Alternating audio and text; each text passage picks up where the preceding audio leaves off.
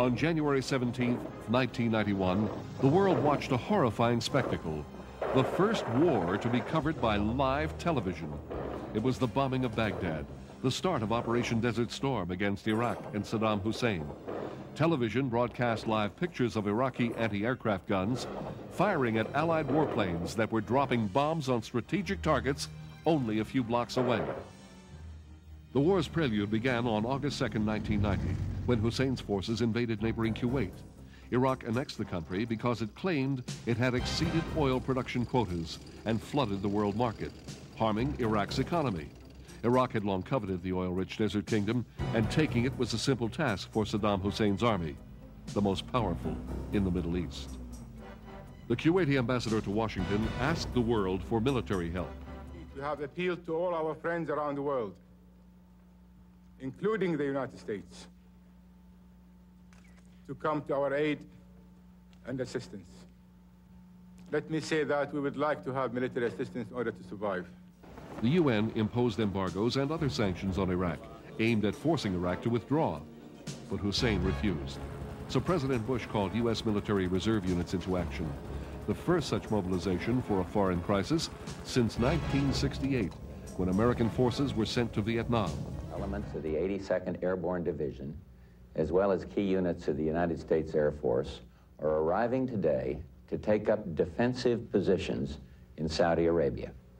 I took this action to assist the Saudi Arabian government in the defense of its homeland. In Baghdad, Hussein turned 9,000 foreign workers and their families into hostages, using them as human shields against military action. They were released on October 1st, as Hussein's troops prepared for the mother of all battles. In nearby Saudi Arabia, Allied forces were also gearing up for war. Egypt, Syria, Britain, and other Western countries sent troops to join the mostly American force. From our newborn king to see Ba-ra-ba-bum-bum. By the end of December 1990, 467,000 Allied troops were poised at the Kuwaiti border. They faced over 500,000 Iraqi soldiers.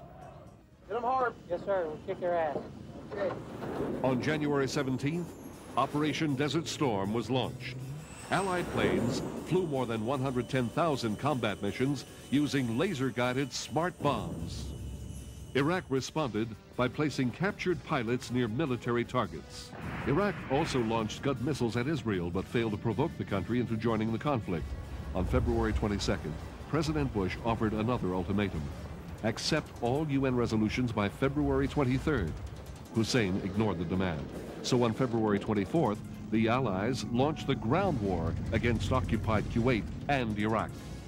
Hussein was tricked into thinking the Allies would attack from the south and east, but Allied Commander Norman Schwarzkopf moved most of his attack forces from the west. Because you have avoided a frontal confrontation with them, are you going around or over, and is that why there's little opposition? We're going to go around, over, through, on top, underneath. Iraqi troops fled, but managed to set fire to 500 Kuwaiti oil wells. They were easily driven out of Kuwait City and north to the border. 10,000 were caught in a huge traffic jam leaving the city and were killed when they couldn't escape the Allied air onslaught. All right. You're all right. Within the first 2 days, 30,000 Iraqis surrendered.